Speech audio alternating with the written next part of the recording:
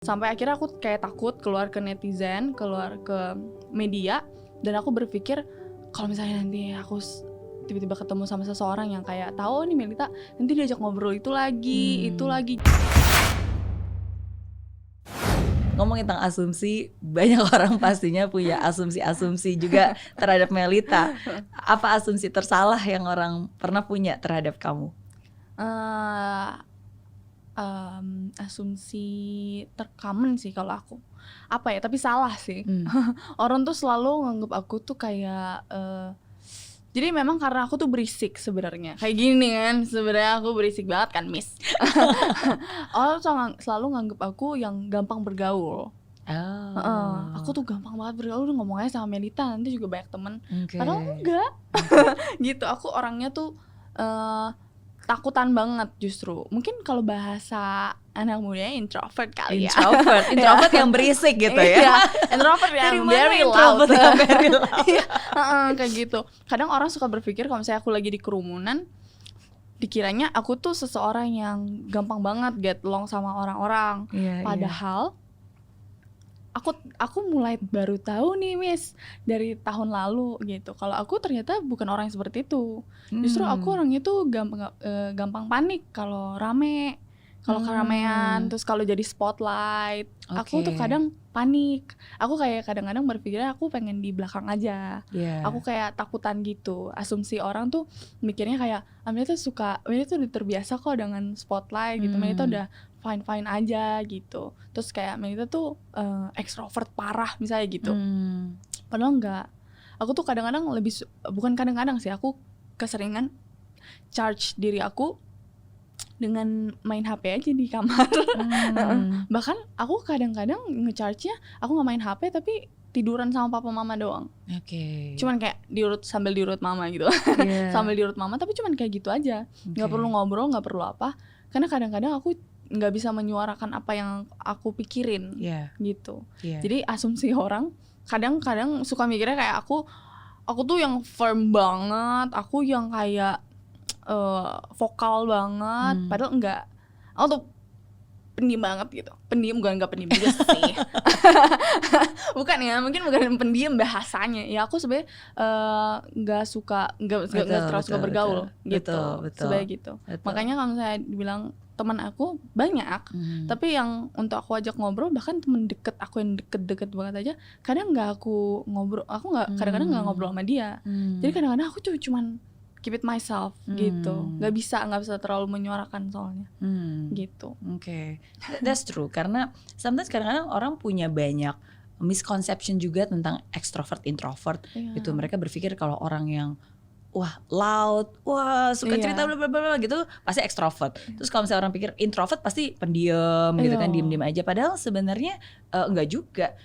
Suami saya introvert banget gitu. Tapi dia kalau di rumah ngomongnya lebih banyak daripada saya. Karena saya sering bertanya gitu. Jadi menjelaskan. Tapi intinya adalah sebenarnya orang introvert itu dia juga bisa bawel dan ngobrol dan ngomong panjang lebar. Hanya saja dia biasanya di awal itu dia melihat dan menganalisa. Baru kalau dia berada di tempat yang aman dan nyaman, nah disitulah baru dia bisa ngobrol keluar dan bisa jadi orang paling berisik dan paling seru aja ngomongnya kalau tempatnya itu aman. Tapi di awal ya dia akan melihat dulu gitu. Maksudnya dia akan melihat, is this the right place, is this the safe place gitu, buat dia nyaman atau enggak gitu. Padahal kalau extrovert juga bukan artinya yang dia berisik juga. Bisa aja tuh orang, ya kalau kayak Melisa nih contoh, Melisa tuh extrovert. Jadi kalau misalnya dia ke satu tempat, dia nggak mikirin dulu tuh kayak entarnya tempatnya rame, enggak. Dia nggak terganggu sama hal itu soalnya. Jadi kayak ya udah ngobrol aja biasa kayak gitu. Dia nggak ada ngerasa awkward dan segala macam kayak gitu kan. Padahal kalau aku yang kayak udah panik dulu, aduh nanti ketemu orang ya. Padahal nanti kalau ketemu orangnya aku bisa ngomong. Cuman padahal sebelumnya itu aku kayak berpikir, aduh nanti ketemu orang nih, banyak banget nih ketemu orang. Kayak suka takut sendiri gitu. Padahal ya nggak masalah juga Nggak kan. masalah juga, dan seringkali extrovert introvert kan juga dilihat dari bagaimana cara kita biasa merecharge energi kita. Kalau yang introvert biasanya ya dia merecharge dengan kesunyian, diam, hening, dia berpikir, dia merasa, dia diam aja gitu kan, itu bisa merecharge. Ya tapi untuk orang-orang yang extrovert seperti saya salah satunya, justru saya malah recharge kalau saya bertemu dengan orang banyak gitu. Jadi sometimes kadang-kadang kalau misalnya lagi sakit nggak enak badan, terus tapi karena harus manggung gitu kan, begitu selesai malah sembuh sakitnya.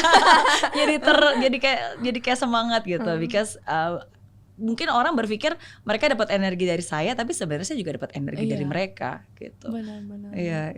Itu bedanya sih. Itu salah satu bedanya. Jadi kamu introvert?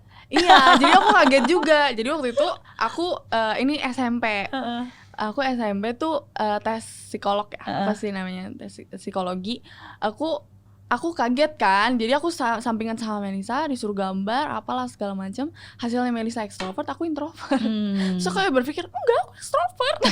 Kayak enggak, aku berisik kok. Padahal ternyata dokternya bilang bukan itu, kamu tuh lebih suka sendiri loh gitu. Sendirinya tuh bukan literally sendiri, sama orang-orang yang kamu udah nyaman gitu. Betul. Jadi aku kayak berpikir, aku nggak terima aku jadi introvert. Tapi ya lama-kelamaan jadi terbiasa juga, jadi kayak tahu juga seluk-beluknya, aku nggak perlu yang panik juga. Kalau ketemu orang ya biasa aja. Betul. Gitu. Nggak perlu jadi orang lain, tapi just embrace yourself. Dan ketika kita tahu ternyata kayak gini toh, ya udah kita explore aja. What can we do better dari situasi seperti itu kan. Oke. Kalau kamu punya superpower, pengennya punya superpower apa dan kenapa?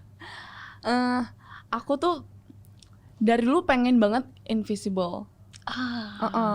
Karena ini nyambung sama yang tadi sih, Miss. Jadi kayak aku berpikirnya aku pengen ada di suatu tempat ya aku tahu obrolannya apa, tapi aku nggak pengen berkomentar, nggak pengen ngasih mimik muka atau kayak berekspresi, ya cuman kayak duduk aja dengerin kayak gitu.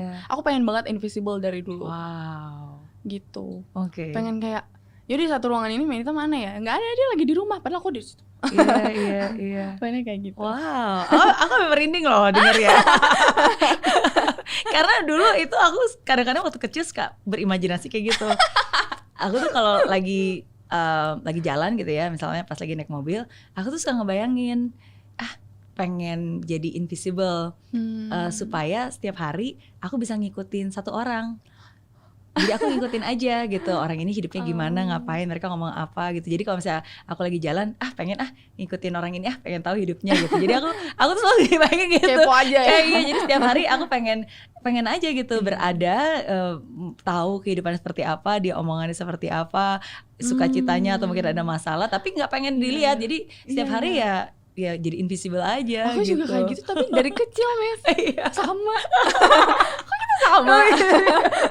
Aku dari kecil juga kayak berpikir, aku persis kayak Miss juga, pengen ngikutin, tiba-tiba ikut mobil orang gitu kan, ikutan aja. Ikut aja. Gak bakal dia apa-apain, orang kan gak kelihatan. Bener, gak kelihatan. Gak kelihatan. Jadi aku berpikir ya udah ikut aja, cuman pengen tahu mereka ngapain, cuman pengen lihat aja, tapi nggak pengen ngobrol, nggak pengen ditanyain pendapatnya kayak apa, ya pulang abis itu.